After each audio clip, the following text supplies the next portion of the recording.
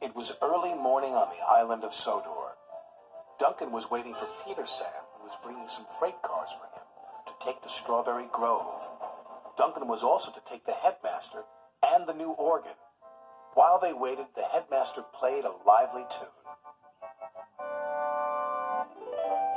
Peter Sam had steamed all through the night to bring Duncan his wagons. But as he approached the junction, a low-hanging branch knocked his whistle off. This meant he couldn't work until he got a new one.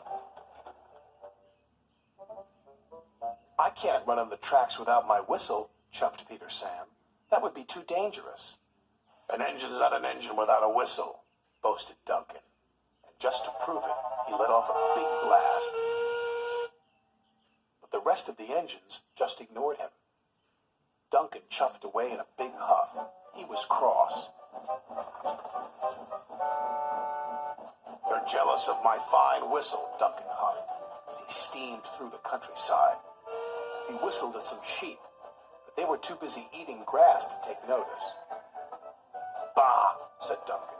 "I need to whistle louder and longer next time." Soon Duncan approached a level crossing where Elizabeth, the quarry truck, waited with a farmer's prize bull. This time, Duncan whistled as loud and as long as he could. "Ah!" said the bull.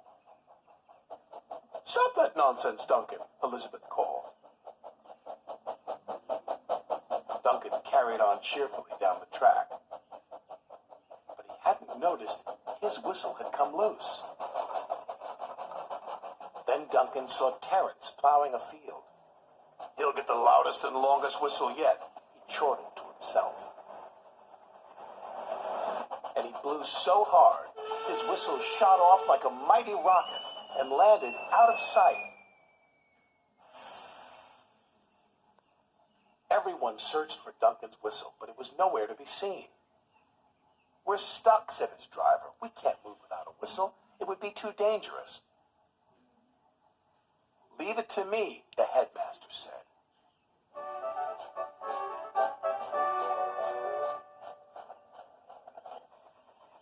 For the rest of the day, Duncan didn't make a sound. But the headmaster's organ did. As Duncan delivered his freight cars, the headmaster tooted the organ at every crossing and every stop. It alerted everyone just as well as a whistle would, although Duncan didn't think so.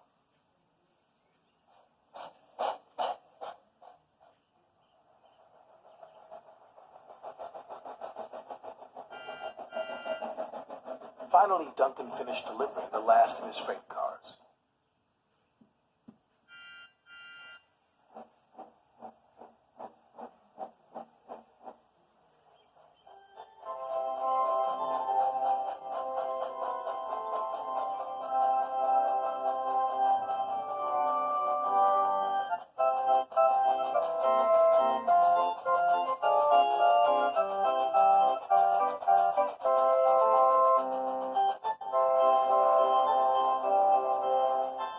Duncan steamed quietly back to the junction as the headmaster played the organ.